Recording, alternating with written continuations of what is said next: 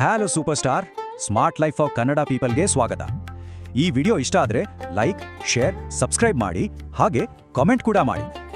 ಚೆನ್ನಾಗಿ ಮಾಡಿದ ಅಡುಗೆ ಕೂಡ ಕೆಲವೊಮ್ಮೆ ಯಾಕೆ ಕೈ ಕೊಡುತ್ತೆ? ಉತ್ತರ ಸಿಂಪಲ್, ಸೈನ್ಸ್ನಲ್ಲಿದೆ. ಬನ್ನಿ ನೋಡೋಣ. ಎಲ್ಲದಕ್ಕಿಂತ ಮೊದಲು ನಾವು ತರೋ ಸಾಮಾನುಗಳನ್ನು ಹೇಗೆ ಸ್ಟೋರ್ ಮಾಡ್ತೀವಿ ಅನ್ನೋದನ್ನ ಶುರು ಮಾಡೋಣ. ನೋಡಿ, ತರಕಾರಿಗಳನ್ನ ಹೀಗೆ ಸರಿಯಾಗಿ ಇಟ್ಟರೆ ಅವು ತುಂಬ ದಿನ ಫ್ರೆಶ್ ಆಗಿರುತ್ತೆ. ಹಿಟ್ಟು ಸ್ಪಂಜಿನಾಗೆ ಗಾಳಿಯಲ್ಲಿರೋ ವಾಸನೆ, ತೇವಾಂಶ ಎಲ್ಲವನ್ನೂ ಹೀರ್ಕೊಡುತ್ತೆ. ಅದಕ್ಕೆ ಡಬ್ಬಿ ಗಟ್ಟಿಯಾಗಿ ಮುಚ್ಚಿರಬೇಕು. ತುಪ್ಪಕ್ಕೆ ಬೆಳಕು, ಚಹಾಕ್ಕೆ ಮಸಾಲೆ ವಾಸನೆ ತಾಗಬಾರದು.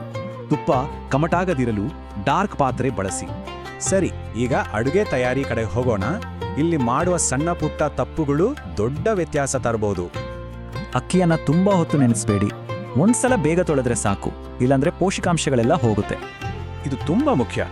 ತರಕಾರಿ ಮತ್ತು ಮಾಂಸ ಕಟ್ ಮಾಡಲು ಬೇರೆ ಬೇರೆ ಬೋರ್ಡ್ ಬಳಸಿ, ಯಾಕಂದ್ರೆ ಆಹಾರ ಸುರಕ್ಷತೆ ಮುಖ್ಯ. ಮಸಾಲೆ ಹುರಿದ ತಕ್ಷಣ ಪುಡಿ ಮಾಡಬೇಡಿ, ಅದು ಪೂರ್ತಿ ತಣ್ಣಗಾಗ್ಲಿ. ಆಗ ಅದರ ಪರಿಮಳ ಹಾಗೆ ಉಳಿಯುತ್ತೆ. ಅಡುಗೆ ಮಾಡಬೇಕಾದ್ರೆ ಬೆಂಕಿ ಯಾರು ಸಮಯ ಹೇಗೆ ಮ್ಯಾಜಿಕ್ ಮಾಡುತ್ತೆ ಅನ್ನೋದು ತುಂಬಾ ಇಂಟ್ರೆಸ್ಟಿಂಗ್. ಒಗ್ಗರಣೆ ಹಾಕುವಾಗ ಯಾವಾಗಲೂ ಸಣ್ಣ ಉರಿ ಇರಲಿ. ಜೋರು ಬೆಂಕಿ ಮಸಾಲೆಯನ್ನ ಸುಟ್ಟಾಕತ್ತೆ. ನಾವು ಮಸಾಲೆಯಲ್ಲಿರೋ ಸುವಾಸನೆಯ ಎಣ್ಣೆಗಳನ್ನ ಆಕ್ಟಿವೇಟ್ ಮಾಡಬೇಕು, ಸುಟ್ಟು ಹಾಕಬಾರ್ದು. ಅದಕ್ಕೆ ಸಣ್ಣ ಉರಿ ಬೆಸ್ಟ್. ತರಕಾರಿಗೆ ಬೇಗ ಉಪ್ಪು ಹಾಕಿದ್ರೆ ಅದರಲ್ಲಿರೋ ನೀರೆಲ್ಲ ಹೊರಬಂದು ಮೆತ್ತಗಾಗ್ಬಿಡುತ್ತೆ. ಅದಕ್ಕೆ ಮಧ್ಯದಲ್ಲಾಕಿ.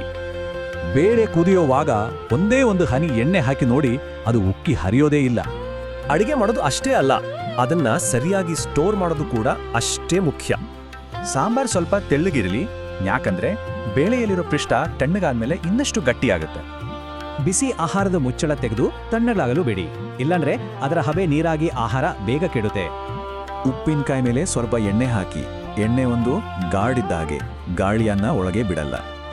ಕೊನೆಯದಾಗಿ, ಆದ್ರೆ ತುಂಬಾನೇ ಮುಖ್ಯವಾಗಿ, ಕ್ಲೀನ್ ಕಿಚನ್ ಅಂದ್ರೆ ಸೇಫ್ ಕಿಚನ್. ಬನ್ನಿ ನೋಡೋಣ. ಈ ಸಣ್ಣ ಸಣ್ಣ ಅಭ್ಯಾಸಗಳು ಪಾತ್ರೆಗಳನ್ನ ಹಾಳಾಗದಂತೆ ನೋಡಿಕೊಳ್ಳುತ್ತೆ, ಅದು ನಮ್ಮ ಆರೋಗ್ಯವನ್ನು ಕಾಪಾಡುತ್ತೆ.